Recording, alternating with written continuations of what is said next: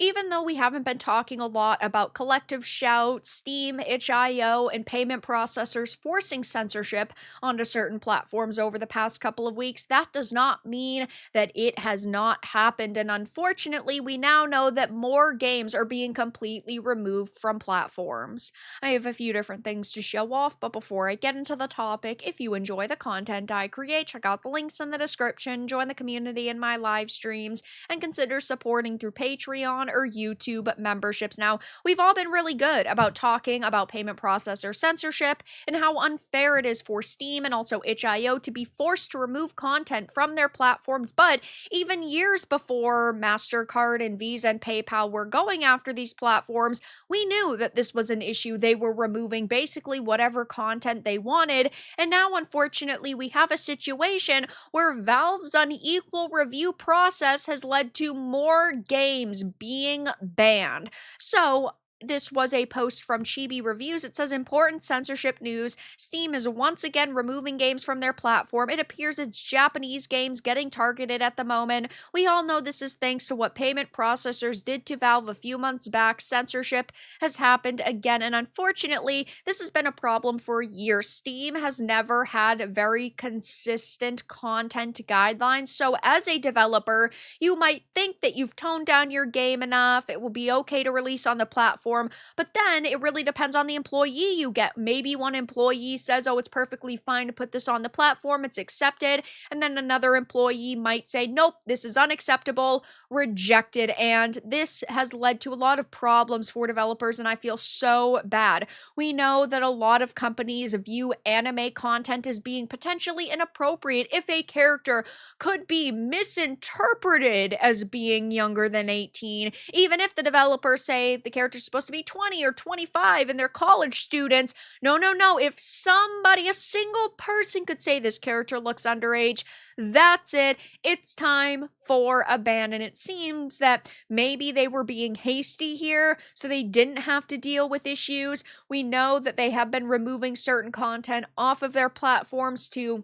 of course, appease these payment processors. And luckily, Valve has been pretty vocal, and itch.io has also been pretty vocal about the problems that they're facing and how even they do not have clear and concise guidelines regarding what content the payment processors want removed. They're basically just saying anything that's adult, which is wild. But now we have this situation, which is just so sad to see. So it says, girl protagonist, ADV, inner truth, and girl photography, SLG, lover, kiss, endless memories simultaneously removed from Steam. And of course, my opinion is that is if it has been properly rated by, let's say, the ESRB, then it should be available for sale. Sometimes games are going to have uncomfortable themes, adult imagery, and as long as they, yes, are fictional characters, as long as they are properly rated, and as long as it's not illegal content, then it is perfectly fine to be sold to an adult audience. And there are plenty of games out there that I personally would not purchase, I personally would not play, like a lot of the sex simulator games that were banned from Steam. I wouldn't buy those, I wouldn't play those, but I will fight for their right to exist. Even if I don't personally like that content, that doesn't mean that I think it deserves to be censored, that it deserves to be banned, and that it deserves to be deplatformed. And we are seeing so many developers face problems, especially Japanese ones, because content can be misinterpreted, maybe even intentionally misinterpreted, and then complete games get banned, studios completely go under, and this sucks for people who wanted to enjoy this content. Now, this post was made about the situation. They, of course, are the developers, and they said, this time my game Inner Truth has been removed from Steam. As a result, all access rights to related apps have also been suspended. At the very least, it has become impossible to release using the same app. The store page, wishlist, and community hub have all been deleted. So it doesn't sound like they were given any sort of warning. They weren't given any sort of reason or any sort of clarification, because it says After over a month of rejections and resubmissions, the review process for the demo build was abruptly terminated. At that time, the demo app was banned and access rights were revoked. However, the main game and playtest were still treated as separate apps and were initially still accessible. They submitted a build for the playtest and also sent a support ticket asking whether it was possible to delete the old demo and create a new one. However, more than a week passed without a response despite sending several follow-up messages. And today, access rights to the main game and playtest apps, which were not previously banned, were suddenly revoked. There are no prior or subsequent communications, nor any response to emails or tickets.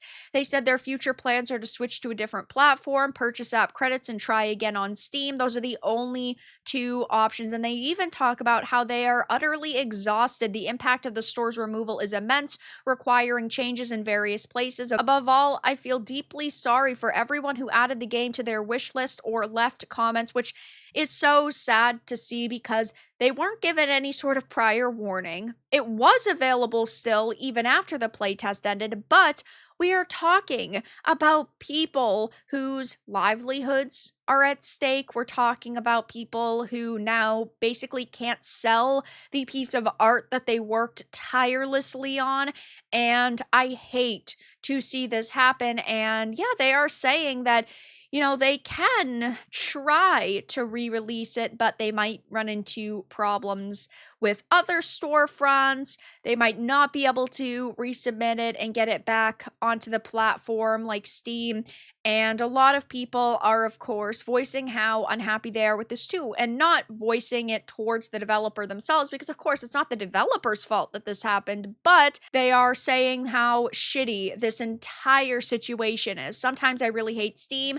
GOG might be a friendlier option in the interim, but they are very small compared to Steam. I am so sorry you're going through with this. Now I'm curious, what was the back and forth due to rejections about? And then they say the store page had not yet been deleted and everything they outlined in their original post. Ugh, that sounds so exhausting. Can't even get in touch or anything. Do not try again with Steam. And yeah, I understand why they would want to, because Steam is a massive platform and so many of their potential customers are there, but it's clear that Steam doesn't respect them or view them as important. That sounds really tough, especially when this kind of thing happens outside of the main game. I'll keep adding it to my wish list over and over, so I'm looking forward to seeing progress again. If I spot Steam on the roadside, I'll trip it up for you. For now, good work. Ugh, so exhausting. Getting the entire store page suddenly deleted without any contact is way too one-sided. And heading back on over to Chibi Reviews post about it, people are saying,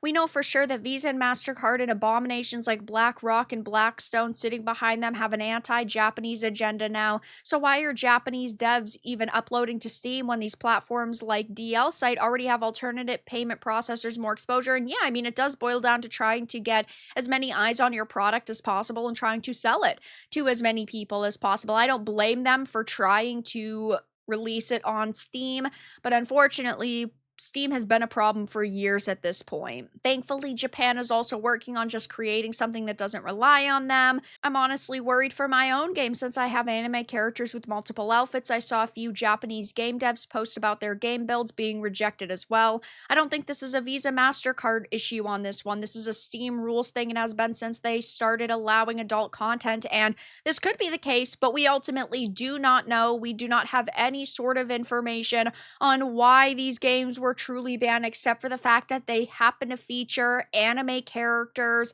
It could be because of Visa MasterCard. It could just be Steam's very inconsistent, unclear guidelines. I will be following this to see if we get any other information, but unfortunately, we are seeing even more Japanese games banned off of Steam. But that's all that I really had to discuss in this video. Let everyone know your thoughts in the comments below. If you found this important and informative, make sure to give it a like, and if you didn't, give it a dislike. I appreciate your support either way, but I'll talk to you all again in the next video really soon.